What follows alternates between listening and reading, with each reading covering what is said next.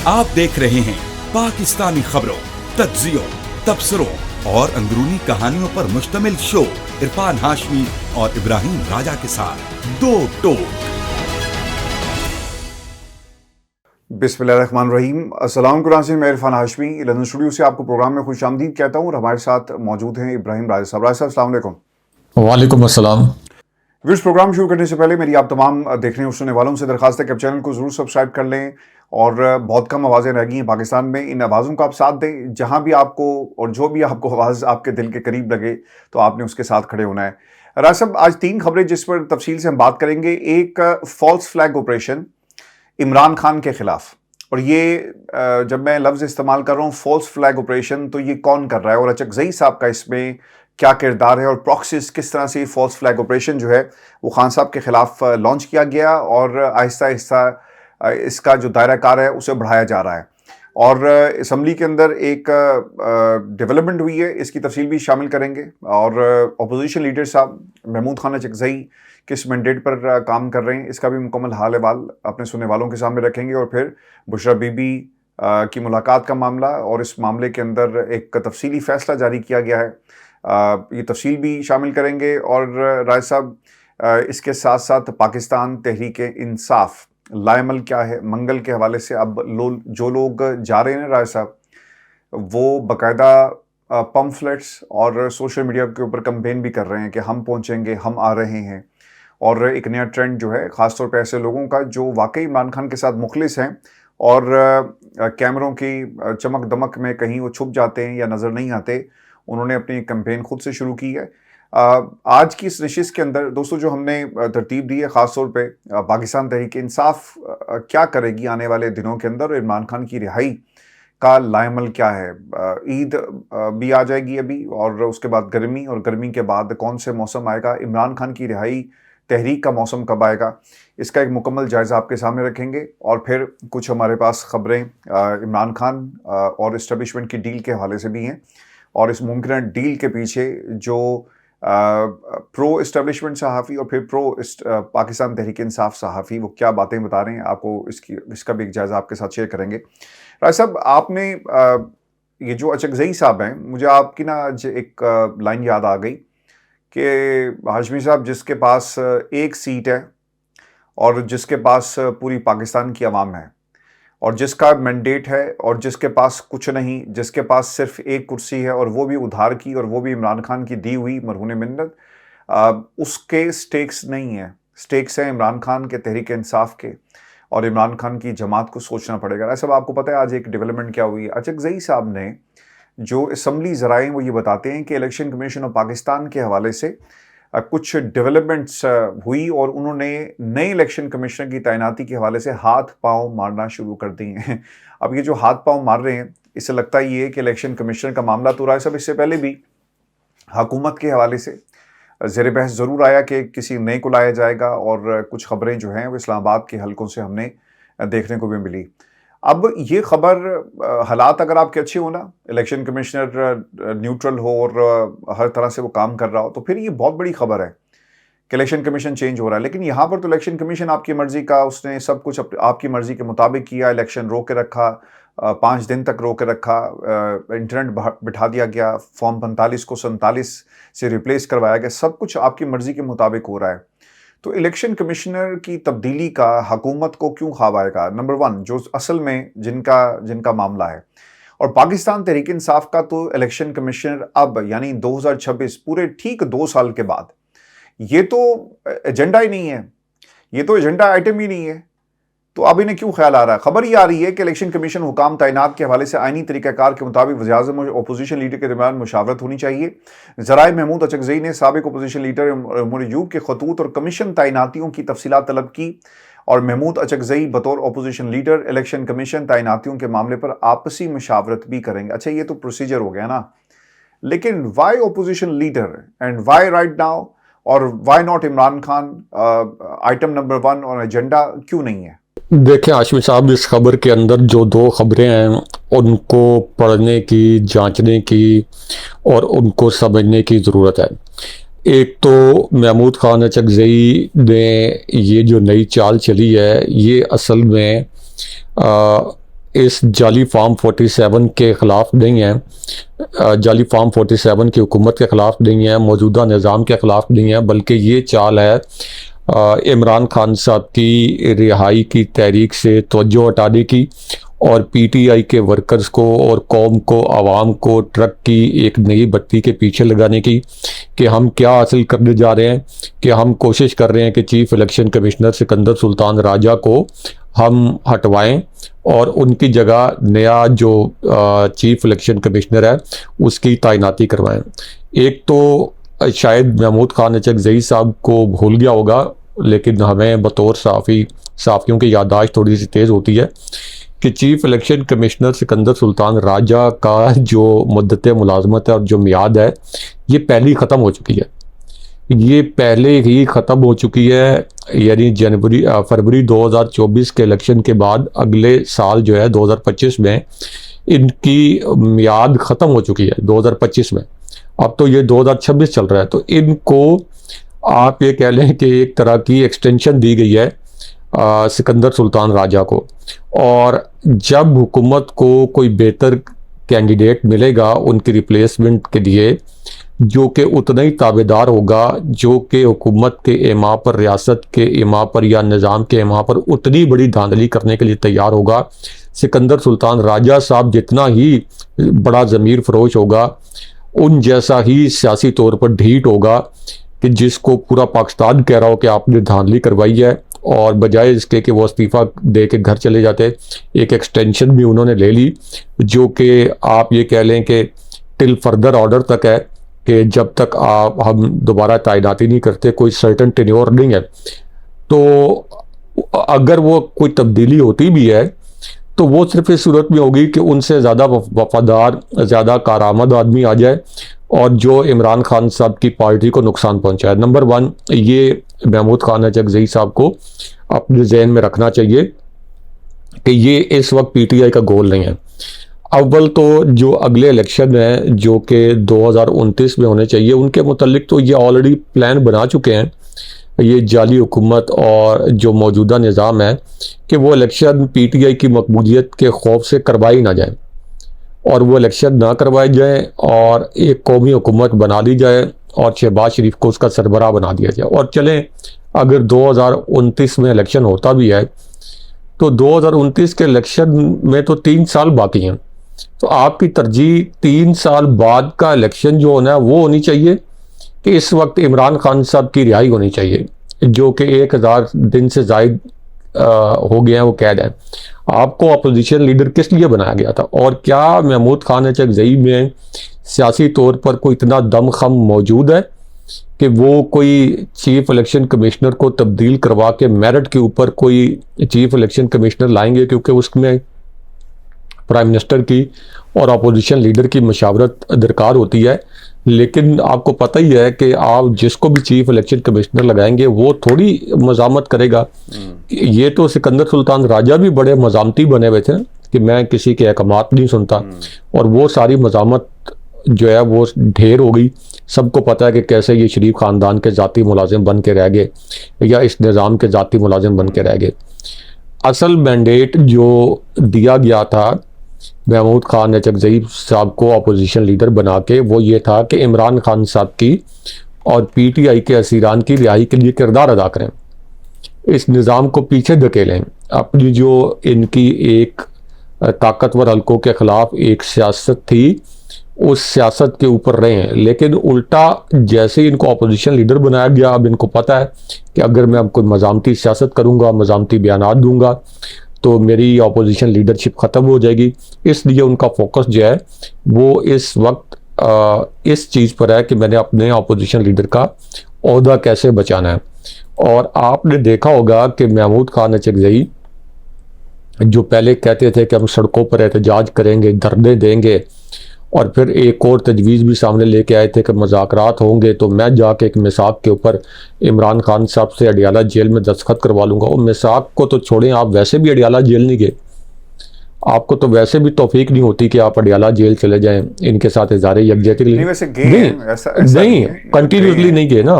लेकिन वो जो नहीं, लेकिन सर जो आप कह रहे हैं ना कि जिस तरह जाना चाहिए, दिल से जाना चाहिए, बार बार नहीं, वो जाना कंटिन्यूसली चाहिए, नहीं गए। हाँ, मज़ाहमत की अलामत बन जाए, वो नहीं तो गए। गए, वो तो इसलिए गए ना कि भाई मेरा अपोजिशन लीडर का ओहदा और उसके बाद ये अपोजिशन लीडर का ओहदा कायम रहे। कौन सी उन्होंने मज़ामती तहरीक चलाई है, कौन सा उन्होंने एहतजाजी तहरीक चलाई है। बल्कि जब भी एहतजाजी तहरीक चलने लगती है तो वो उसको टोन डाउन कर देते हैं, उसके ख़िलाफ़ बातें करना शुरू हो जाते हैं। कहते हैं अब मुज़ाकरात करने चाहिए, सियासी जमातों को बैठना चाहिए, वरना इस्टेब्लिशमेंट को फ़ायदा होगा। सियासी जमातों के इख्तलाफात, किस सियासी जमात से बात करें? महमूद खान चकजई साहब से पूछना चाहिए किस सियासी जमात से बात करें। क्या नून लीग से बात की जाए जो कि इस्टेब्लिशमेंट की वजह से नताइज तब्दील करके हुकूमत में आई अच्छा, है। क्योंकि अब आप मौजूद भी हैं, आपकी मौजूदगी का फ़ायदा उठाते हैं। राय साहब, ये जो खबर आई थी कि कुछ लोगों ने कहा जी कि इनके राब्ते राना साहब से थे, राना सनाउल्लाह साहब से, और अब वहाँ से भी राब्ते और उसके बाद कोई रिजल्ट नहीं निकला, ये वजह थी या कुछ और था? और राब्ते क्या इनके वाकई इनके साथ थे? हाशमी साहब, वो मुहावरे कहावतें हैं ना कि 1 सदी पुराना किस्सा है, 2 सदी पुराना किस्सा है, 4 सदी पुराना किस्सा है। किस्सा निस सदी का, किस्सा निस सदी का और कबल मसीह, इस तरह की जो मिसालें दी जाती हैं। ये तो हाशमी साहब, राना सनाउल्लाह ने एक जनरलाइज बात की थी, और राना सनाउल्लाह की कोई सियासी औकात नहीं है कि वो कोई इस्टेब्लिशमेंट से हट के, इस्टेब्लिशमेंट की मर्जी मंशा के बगैर कोई मुज़ाकरात करें। राना सनाउल्लाह बेचारे तो अपनी सीट हार गए। राना सनाउल्लाह तो अपनी नशिस्त नहीं जी सके, MNA नहीं बन सके। जो शख्स MNA नहीं बन सका, यानी कौमी असम्बली नहीं बन सका, आप अंदाज़ा कर सकते हैं कि उसको इस्टेब्लिशमेंट कितना का अख्तियार देने की कोशिश करेगी या कितना अख्तियार देने पर रजामंद होगी। राना सनाउल्लाह को तो जिस तरह से मोहसिन नकवी साहब बने हैं वज़ीर दाखिला, नून लीग ने बड़ी कोशिश की कि राना सनाउल्लाह को हम वज़ीर दाखिला बना दें। उनकी जानिब से बड़ी कोशिश की गई कि हम वज़ीर दाखिला बनाएं, फिर इनको अकोमोडेट कर दें किसी जगह। फिर तलाल चौधरी साहब आ गए। नहीं, वो तो वज़ीर मुमलिकत बराए दाखिला है ना, यानी मोहसिन नकवी साहब का पत्ता हम काट दें। लेकिन नहीं, वो इस हद तक तो उन्होंने, नून लीग ने अपनी जो थी वो मनमानी जो है वो करवाई कि इनको लेकर जी, वो तलाल चौधरी को तो वज़ीर मुमलिकत बराए दाखिला, वो पहले भी जब मियाँ नवाज शरीफ नायल हुए थे तो उसके बाद जो कैबिनेट बनी थी उसमें वो वज़ीर मुमलिकत बराए दाखिला बने थे, और मरियम औरंगज़ेब के बड़े करीबी सियासी साथी समझे जाते हैं, और एक वक्त था कि बहुत ही ज़्यादा कुर्बत थी सियासी तौर पर। तो ये जो यानी वज़ीर मुमलिकत बराए दाखिला, तो अमली तौर पर तो उनका कोई किरदार नहीं है वज़ारत दाखिला में, वो तो सारा मोहसिन नकवी साहब का ही है। पूरी तरह से सारे अख्तियारात उन्हीं के पास हैं, और उनके अख्तियारात कोई शेयर भी नहीं कर सकता, क्योंकि सबको पता है कि ज़ाहिर है कि वो इस्टेब्लिशमेंट के बहुत करीब समझे जाते हैं और इस्टेब्लिशमेंट के बहुत करीब हैं। तो इन्होंने तो बड़ी कोशिश की कि राना सनाउल्लाह को हम अकोमोडेट करें वज़ीर दाखिला के तौर पर, और उसके अंदर अगर आप MNA नहीं भी बन सके तो होता ये है कि आप सेनेट का इलेक्शन लड़वाते हैं, जैसे कि मोहसिन नकवी साहब को लड़ाया गया और वो सेनेटर बनाया गया। तो आप अगर आप नई सेनेट का मेंबर बनवाते हैं उनको, तो फिर आप सिर्फ 6 महीने के लिए किसी को आर्जी तौर पर मुशीर के तौर पर या एडवाइज़र के तौर पर रख सकते हैं। उसके लिए ज़रूरी होता है कि आप रुकने पार्लियामेंट बनवाएं। तो इनिशियल प्लान तो सारा इनका ये था, लेकिन वो ज़ाहिर है कि वज़ीर दाखिला का स्लॉट तो राना सनाउल्लाह के लिए अवेलेबल नहीं था, तो इसलिए उनकी कोई सियासी स्टैंडिंग नहीं है इस वक्त। माजी में थी राना सनाउल्लाह की, राना सनाउल्लाह ने नून लीग के लिए जेल भी काटी, लेकिन इस वक्त कोई उनकी सियासी ऐसी स्टैंडिंग नहीं है कि वो फैसला करें कि मुज़ाकरात कर दें या नहीं करने। अगर महमूद खान चकजई ये समझते हैं कि राना सनाउल्लाह से मुज़ाकरात करके इमरान खान साहब की रिहाई हो जाएगी या कोई राह हमवार होगी, तो फिर नहीं, वैसे उन्होंने राना साहब का ही जो है ना वो बार बार उनके वाले से खबरें, तो उनके विजन पे ही फिर शक शुबा किया जा सकता है अगर वो ये समझते हैं। जी। अच्छा, एक जो फैसल चौधरी साहब ने बात की इनकी भी सुन लें, वो क्या कहते हैं। वो कहते हैं जी कि क्या आप बताना पसंद करेंगे कि 2022 में आप उस वक्त एस्टेब्लिशमेंट के कहने पर इमरान खान साहब की हुकूमत कराने में क्यों पेश रहे, अख्तर मेंगल और आपने क्यों अदब एतमाद का साथ दिया, और फिर आपने मौका दुरुस्त जानते हुए एक टाउट के जरिए इमरान खान से आपको अपोजिशन लीडर बनाने का ऐलान करवाया और फिर आप चुप होकर बैठ गए। आप और आपके हवारियों का मकसद कुछ भी हो, इमरान खान की रिहाई हरगिज़ नहीं होगी। अच्छा, कुछ इनकी स्टेटमेंट्स हैं खान साहब के हवाले से ही, ये भी मैं आपके साथ शेयर कर दूँ। एक तो राय साहब अचकज़ई साहब ये कहते हैं कि इमरान खान को एक ऐसी कैद में रखा हुआ है जिस कैद को कुछ लोगों की मर्जी जिसमें शामिल है। 9 मई की मिलिट्री कस्टडी में दर्जनों लोग हैं। सुप्रीम कोर्ट के 15 दिन में अपील का हक देने का हुक्म दिया, मगर महीने गुजर गए। पार्लियामेंट में वो हकूक हमने 60 साल में बनाए ख़त्म कर दिए। मुझे ख़तरा है कि अगर ये सिलसिला यूँ चलता रहा तो कुछ इलाके यूँ कहेंगे कि हमारे साथ नया कॉन्ट्रैक्ट करो। अच्छा, ये अचकज़ई साहब हैं। Then what he said about Imran Khan and the present regime, मुज़ाकरा से इक़्तिदार की तकसीम या खुफिया सौदे के लिए नहीं होते। असल बुनियाद है 73 का आइन, पार्लियामेंट, बाख्तियार शफाफ इलेक्शन, आवाम के मुंतखब नुमाइंदे। बैरिस्टर गौहर की आर्मी चीफ से मुलाकात हुई, लेकिन मुझे इस बारे में कोई आगाही नहीं दी गई। हम असूली और शफाफ मुज़ाकरात के लिए तैयार हैं, सिर्फ आवाम के मफाद और आइन की बुनियाद पर किसी खौफ या सौदे की बुनियाद पर नहीं करेंगे। मेरा ख्याल है कि कुछ बातें, अब उनका जो अकाउंट है ना सब तहरीक तहफ़्फ़ुज़ पाकिस्तान का, मैं इसे ऑब्ज़र्व कर रहा था कि इन्होंने पुरानी स्टेटमेंट्स जो है ना वो निकाल कर इनकी लगाना शुरू कर दी हैं, और ताकि इनको भी सियासी तौर पे जो वो ज़िंदा रखा जा सके। राय साहब अचकज़ई साहब, as far as Achakzai is concern, मुझे लगता है कि ये इनसे हो पाएगा। जो आप कहते हैं ना कि ये इनसे नहीं हो पाएगा, ये इनसे नहीं हो पाएगा। आज एक राय साहब एक और भी काम हुआ, और वो ये था कि बुशरा बीबी के हवाले से जो फ़ैसला आया, और इस फ़ैसले में क्या कहा गया है। एक तो जी मुलाकात और ज़ाती मौलज की रसाई से मुतल्लिक़ दरख्वास्त पर सुपरिटेंडेंट अडाला जेल को अदालत तलब कर लिया गया। ये डिटेल फ़ैसला है। हाई कोर्ट ने 2 सफ़ात पर मुश्तमिल तहरीरी हुक्मनामा जारी किया। अदालत ने कहा कि एडवोकेट जनरल इस्लाम नवीद हयात मलिक के मुताबिक अदालती हुक्म पर अमल हो गया। एडवोकेट जनरल ने बताया कि इस हवाले से रिपोर्ट जमा कराने के प्रोसेस में है। सलमान करमाजा ने इतराज़ उठाया कि अदालती हुक्म के मुताबिक बुशरा बीबी का इलाज नहीं हो रहा। अदालती हुक्म के मुताबिक सुपरिटेंडेंट ने दरख्वास्त गुजार को नहीं सुना। अदालत ने हुक्म दिया कि सुपरिटेंडेंट अडयाला जेल दरख्वास्त गुजार बुशरा बीबी को बेटी को पीर को ज़ाती हैसियत में सुने और सलमान राजा के ज़रिए पीर के दिन का वक्त दरख्वास्त गुजार बताएं। देखिए राय साहब, ये मेरा ख्याल है कि जेल मैनुअल को फॉलो करें, क्योंकि जब ये एडवोकेट जनरल साहब से जब पिछली समात में सवाल हुआ था ना कि क्यों मुलाकात नहीं करवाते, उन्होंने कहा जी उनका इस्तेहकाक है, वो अगर ना चाहें, ये उनकी मर्ज़ी पर बना, नहीं समझते कि मुलाकात होनी चाहिए, नहीं करवाते। और वो जेल मैनुअल को बार बार, पाकिस्तान में राय साहब कोई कानून आइन अगर एक जेल सुपरिटेंडेंट किसी के कहने पर मुलाकातें बंद कर दे, ये जजेस इतने कमज़ोर हो गए कि SHO, एक सिपाही, एक सुपरिटेंडेंट आने से इनकार करता है। फिर उन्होंने कहा जी कि हथकड़ियाँ लगा कर लेकर आएंगे, वो भी मामला, फिर इनको ये बताया गया कि जी फ़ोन पे बात हो गई है।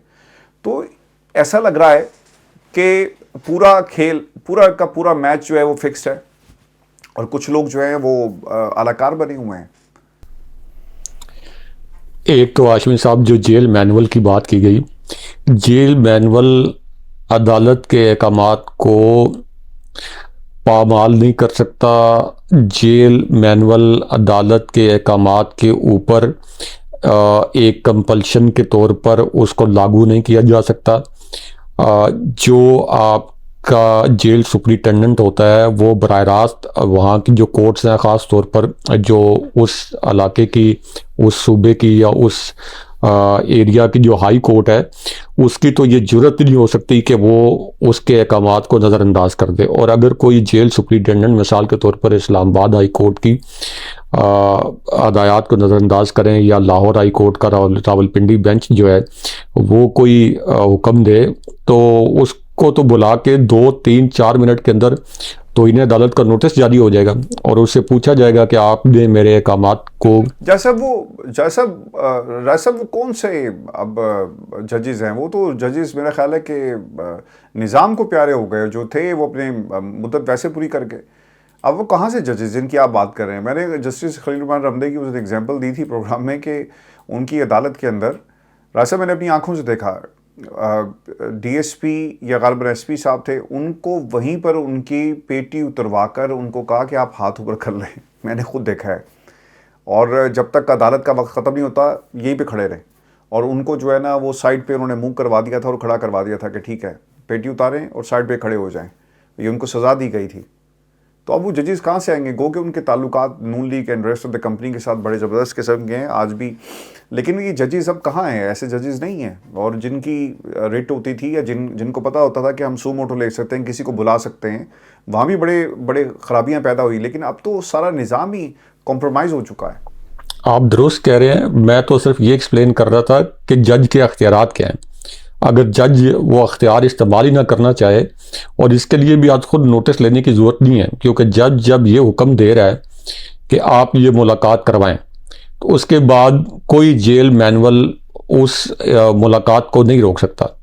अगर वो जेल मैनुअल यानी अगर समझते हैं सुपरिटेंडेंट जेल के अदालत ने तो हुक्म दे दिया है, और उसके बावजूद ये मुलाकात जो है ये कोई अमन आमा के लिए ख़तरा हो सकती है, या बहुत कोई ऐसी चीज़ रह गई है जो कि अदालत की नज़र में नहीं आई, तो वो उसके अंदर फ्रीक बन के अपना मौक़िफ़ पेश कर देते हैं। अगली जो है समात है उसके अंदर मौक़िफ़ पेश कर देते हैं, लेकिन जब तक वो अपना मौक़िफ़ पेश करके अदालत का फ़ैसला तब्दील ना करवाएं, उनके ऊपर बाइंडिंग है कि वो अदालत का जो फ़ैसला है उसको माने। यानी ये तो सुपरिटेंडेंट की बात है ना।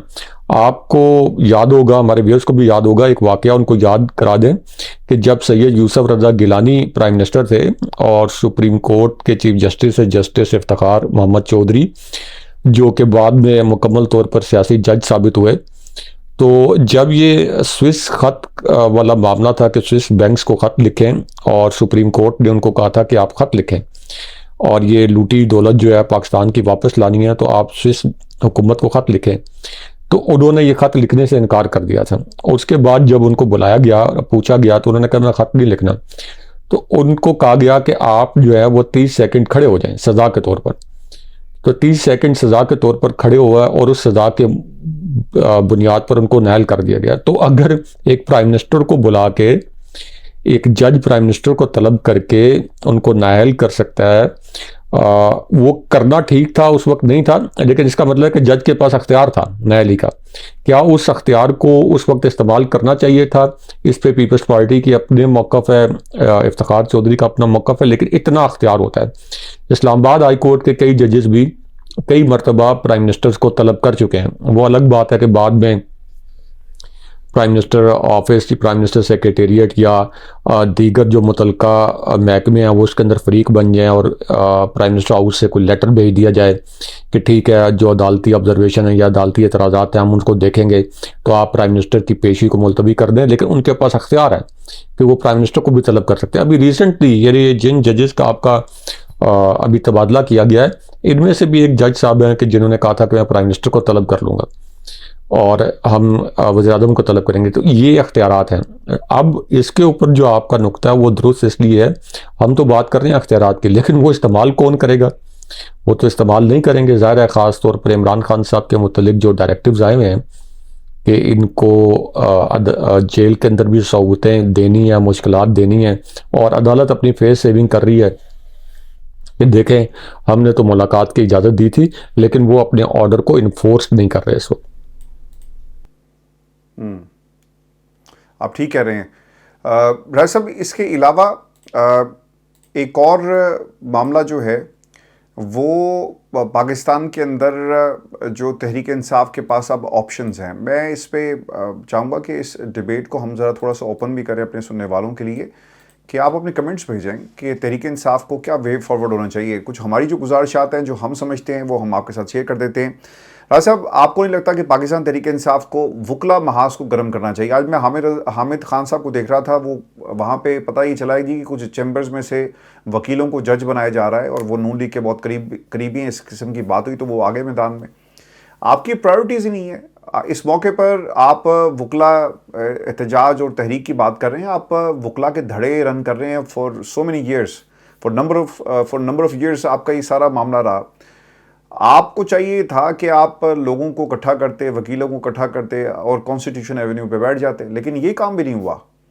जिस वक्त कादी साहब फैसला दे रहे थे और फजल रहमान साहब अंदर गए, उस वक्त अगर वकील सुप्रीम कोर्ट पाकिस्तान के आसपास बैठ जाते तो ना आज 26वीं तरमीम होती, ना 27वीं होती, ना आज 28वीं तरमीम की बात हो रही होती। इन्होंने तो राय साहब एक एक करके जानबूझ के हर चीज़ को उनके हवाले किया, और आज देख लें कि पाकिस्तान की जो आवाम है इसको कीमत अदा करनी पड़ी है। आप कुछ कर ही नहीं सकते, ना फैसले चैलेंज कर सकते हैं, ना फैसले आपके हक में आएंगे, ना आपके फैसले जहाँ से आने हैं इस पोजीशन में वो जजेस आए कि वहाँ से कोई तारीख आपको मिल सके, कुछ नहीं, सब चीज़ें कॉम्प्रोमाइज़ हो गई। तहरीक इंसाफ को क्या वकला को इस महाज को करना चाहिए? क्योंकि देखें, एक तो इस्लामाबाद हाई कोर्ट में उन्होंने 20 तारीख को वो तारीख दे दी है और केस लगेगा, और 20 को अगर ये नहीं करेंगे तो फिर उसके ऊपर कार्रवाई भी हो सकती है। इमरान खान की सज़ा का मामला, बुश हबीबी की सज़ा का मामला फाइनलिटी की तरफ जा रहा है, फिर ये सुप्रीम कोर्ट में जाएगा, जो कॉन्स्टिट्यूशनल कोर्ट है उसके पास जाएगा। रास्ता फिर तो कहानी गेम ओवर हो जाएगी। जब मैं देखता हूँ ये जो हैं सोहेल अफरीदी को, चकजई साहब को हमने इतना एक पूरा चंग इनके हवाले से भी किया, इनको तो देख के ऐसा लगता है कि सब हंसी खुशी रह रहे हैं, इनको मसला ही नहीं है, इमरान खान की रिहाई नहीं हो, कोई बात नहीं। ये किस चीज़ का इंतज़ार कर रहे हैं? That is a main question. तो वकला महाज को अभी गर्म करने की ज़रूरत है। धरना देने से, वहाँ पर बैठने से चले मुलाकात तो हो जाएगी, लेकिन उसके बाद क्या होगा? वकला महाज को गर्म करने की ज़रूरत है, इसका जवाब हाँ में भी है और नहीं में भी। हाँ में इस तरह के, अगर पीटीआई एक बहुत बड़ी तहरीक चलाती है इमरान खान साहब की रिहाई के लिए, तो ये वकला का जो महाज है ये उसके अंदर ऐड ऑन करेगा, उसको और जो है कुव्वत बख्शेगा और वो तहरीक और मजबूत हो जाएगी। और नई में इसलिए कि अगर ये कहा जाए अब इमरान खान साहब जो कि 1000 दिन से ज़ायद दिन से कैद हैं, और अगर ये कहा जाए कि सिर्फ वकला महाज गर्म हो और तहरीक इमरान खान साहब की रिहाई के लिए वर्कर्स की सतह पे ना चलाई जाए, तो फिर इसका जवाब नहीं में है। Then it is too late कि अब ये कहा जाए कि ठीक है, तहरीक जो वर्कर्स की तहरीक है, अवामी तहरीक, वो अभी नहीं करते और वकला के ज़रिए मुख्तलिफ बार्स के अंदर इवेंट्स करवाते हैं, कोई आके धरना दे देते हैं सुप्रीम कोर्ट के बाहर, 1 दिन का अलामती धरना, 4 घंटे का, 3 घंटे का इस्लामाबाद हाई कोर्ट के बाहर, तो वो it is too late now. ये काम सारे इससे बहुत पहले हो जाने चाहिए थे, ख़ास तौर पर जब इमरान खान साहब के केसेस फिक्स हो रहे थे, जब इमरान खान साहब को इंसाफ नहीं मिल रहा था, जब इमरान खान साहब के खिलाफ जाली गवाहियाँ लाई जा रही थी, जब जाली सबूत वहाँ पे पेश किए जा रहे थे सो कॉल्ड, तो उस वक्त ये बड़े इवेंट्स करने चाहिए थे, लेकिन उस वक्त ये इवेंट्स नहीं किए गए। अब अगर सिर्फ वकला महाज गर्म होगा तो ये भी एक, आप कह लें कि जो अवामी तहरीक है उससे तवज्जो हटाने की कोशिश होगी। हाँ, अगर अवामी तहरीक भी चले और वकला उसके अंदर मुकम्मल तौर पर शामिल हो जाएं, तो ये फिर एक बड़ी मजबूत तहरीक चल सकती है और इसी के नतीजे में इमरान खान साहब की रिहाई हो सकती है। लेकिन इस वक्त जो पीटीआई की लीडरशिप है जो कॉम्प्रोमाइज है, इंक्लूडिंग हम कहते हैं कि जो शायद उस हद तक कॉम्प्रोमाइज़ ना हो, लेकिन सोहेल अफरीदी भी बज़ाहिर कॉम्प्रोमाइज़ लगते हैं, तो ये सब मुख्तलिफ सहाफ़ियों को खबरें लीक कर रहे हैं। खबरें किस किस्म की लीक कर रहे हैं कि महमूद खान चकजई की बातचीत चल रही है इस्टेब्लिशमेंट से, और इस्टेब्लिशमेंट के साथ बातचीत चल रही है तो हमें महमूद खान चकजई पर ट्रस्ट करना चाहिए और हमें मौका देना चाहिए मुज़ाकरात को। और महमूद खान चकजई क्या कह रहे हैं? वो कह रहे हैं कि मुज़ाकरात असूली होने चाहिए, मुज़ाकरात जो है वो शफाफ होने चाहिए, यानी होने चाहिए का मुराद के मुस्तकबिल में नहीं, पहले तो बात है कि मुस्तकबिल में शैल विल ये लफ्ज़ इस्तेमाल हो रहे हैं। तो इसका मतलब है कि हम जो बार बार कह रहे थे कि मुज़ाकरात कहीं शुरू नहीं हुए, तो 1000 अच्छे दिन आएंगे, 1010 दिन इमरान खान साहब को कैद में डालने के बाद भी इनके मुज़ाकरात अभी शुरू ही नहीं हुए, पहली स्टेज पे नहीं है। तो अब वो लोग कहाँ हैं जो हमारे प्लेटफॉर्म पर ये कहते थे कि ये मुज़ाकरात शुरू हैं और मुज़ाकरात हो रहे हैं और बहुत बैकडोर राब्ते हो रहे हैं? वो कहाँ हैं? वो तो खुद चकजई साहब ने तौसीक कर दी हमारी खबरों की, कोई मुज़ाकरात अब तक शुरू नहीं हुए। और अभी भी, यानी कौन सी कमेटी बनी मुज़ाकरात के लिए? कोई कोऑर्डिनेशन कमेटी बनी, कोई TOR तय हुए, किसी का नाम आया मुज़ाकरात के लिए? तो ये सब एक आवाम की आंखों में धूल झोंक रहे हैं और ये नहीं चाहते कि इमरान खान साहब की रिहाई के लिए हम कोई एफर्ट करें। और इस वक्त पूरी PTI की क़यादत की ये ख्वाहिश है, इंक्लूडिंग सोहेल अफरीदी, कि कहीं कोशिश भी ना हो और हमें खान साहब से हम खान साहब से मिले ही ना, ताकि हम इस बात के पीछे छुपते रहें हमेशा कि हम तो खान साहब जब तक हमें डायरेक्टली हुक्म नहीं देंगे तब तक हम ये तहरीक नहीं चलाएंगे, जिसकी जाने मुराद सईद साहब ने भी हमारी खबरों को और तज्जियों को इंडोर्स करते हुए कहा कि ये तो कलीमुल्लाह सलीमुल्लाह ही खेल रहे हैं, और वैसे जो इमरान खान साहब के अहकामात थे वो कौन से इन्होंने सारे उन पर अमल दरामद कर दिए या उनको पूरा कर दिया। तो सुहेल आफरीदी केपी में बैठ के सलीमुल्लाह कलीमुल्लाह कलीमुल्लाह सलीमुल्लाह खेल रहे हैं महमूद खान चकजई के साथ और सलमान अकरम राजा के साथ और बैरिस्टर जी। गौर के साथ। बहुत शुक्रिया सब व्यूअर्स जी, हमारी आज की वीडियो से अपने कमेंट जरूर भेजिएगा, चैनल को सब्सक्राइब करना मत भूलें। इजाजत दीजिए, अल्लाह ने अल्लाह ने